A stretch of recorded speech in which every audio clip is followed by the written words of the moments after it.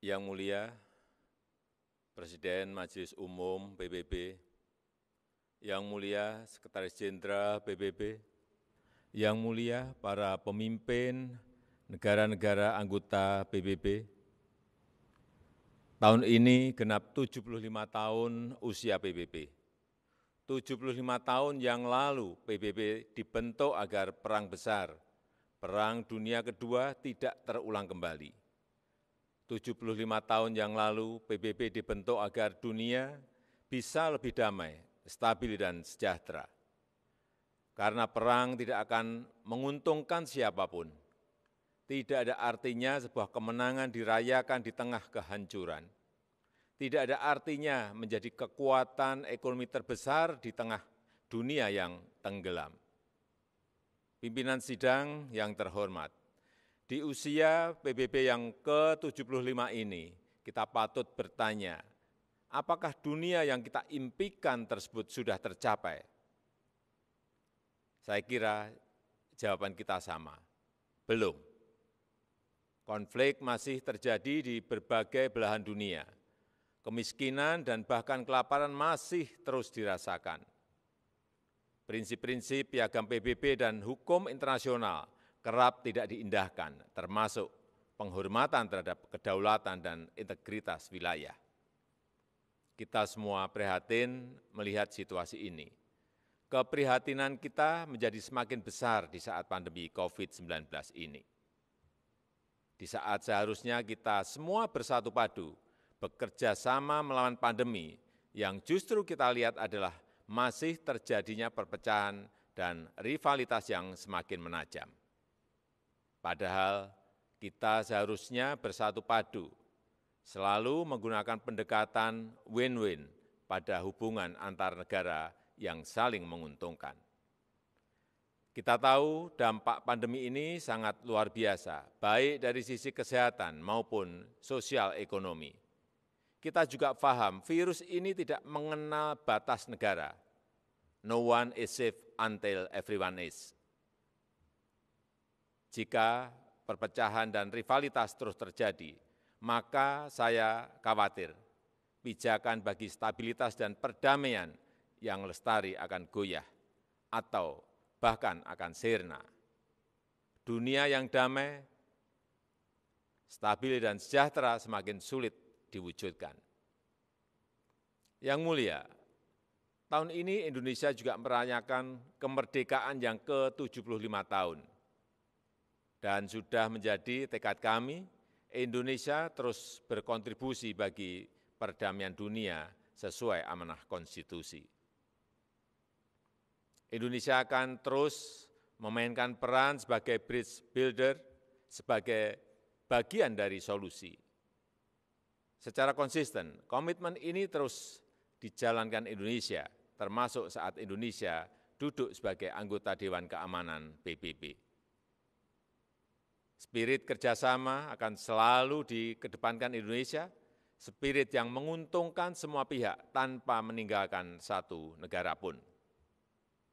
No one, no country should be left behind. Persamaan derajat inilah yang ditekankan oleh Bapak Bangsa Indonesia, Soekarno, Bung Karno, saat konferensi Asia Afrika di Bandung tahun 1955 yang menghasilkan Dasar-Sila Bandung. Hingga kini prinsip Dasar-Sila Bandung masih sangat relevan termasuk penyelesaian perselisihan secara damai, pemajuan kerjasama, dan penghormatan terhadap hukum internasional. Palestina adalah satu-satunya negara yang hadir di konferensi Bandung, yang sampai sekarang belum menikmati kemerdekaannya. Indonesia terus konsisten memberikan dukungan bagi Palestina untuk mendapatkan hak-haknya. Di kawasan kami sendiri, bersama negara-negara ASEAN lainnya, Indonesia terus menjaga Asia Tenggara sebagai kawasan yang damai, stabil, dan sejahtera. Pada hari jadinya yang ke-53, 8 Agustus 2020 yang lalu, ASEAN kembali menegaskan komitmennya untuk terus menjaga perdamaian dan stabilitas kawasan. Spirit kerjasama dan perdamaian inilah yang kemudian didorong Indonesia ke kawasan yang lebih luas, kawasan Indo-Pasifik melalui ASEAN Outlook on the Indo-Pacific. Yang mulia, melihat situasi dunia saat ini, izinkan saya menyampaikan beberapa pemikiran. Yang pertama, PBB harus senantiasa berbenah diri, melakukan reformasi, revitalisasi, dan efisiensi. PBB harus dapat membuktikan bahwa multilateralism delivers, termasuk pada saat terjadinya krisis. PBB harus lebih responsif dan efektif dalam menyelesaikan berbagai tantangan global. Dan kita semua memiliki tanggung jawab untuk terus memperkuat PBB, agar PBB tetap relevan dan semakin kontributif sejalan dengan tantangan zaman. PBB bukanlah sekedar sebuah gedung di kota New York, tapi sebuah cita-cita dan komitmen bersama seluruh bangsa untuk mencapai perdamaian dunia dan kesejahteraan bagi generasi penerus. Indonesia memiliki keyakinan yang tidak tergoyahkan terhadap PBB dan multilateralisme.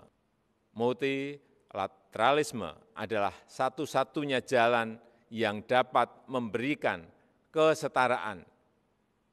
Kedua, kolektif global leadership harus diperkuat. Kita paham bahwa dalam hubungan antar negara, dalam hubungan internasional, setiap negara selalu memperjuangkan kepentingan nasionalnya. Namun, jangan lupa, kita semua memiliki tanggung jawab untuk kontribusi menjadi bagian dari solusi bagi perdamaian, stabilitas, dan kesejahteraan dunia. Disinilah dituntut peran PBB untuk memperkokoh kolektif global leadership.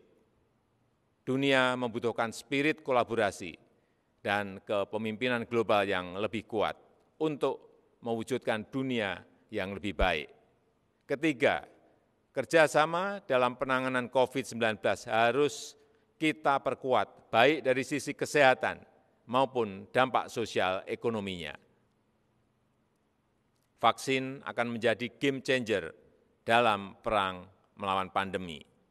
Kita harus bekerja sama untuk memastikan bahwa semua negara mendapatkan akses setara terhadap vaksin yang aman dan dengan harga terjangkau.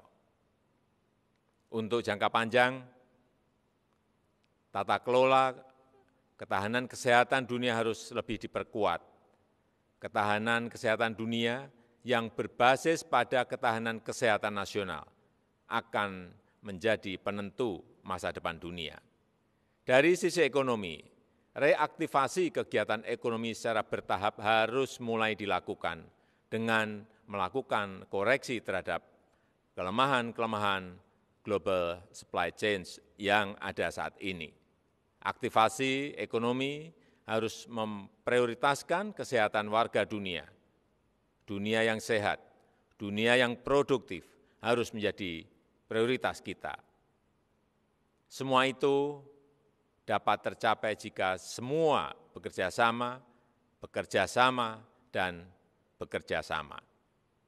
Mari kita memperkuat komitmen dan konsisten menjalankan komitmen untuk selalu bekerja sama. Demikian, terima kasih.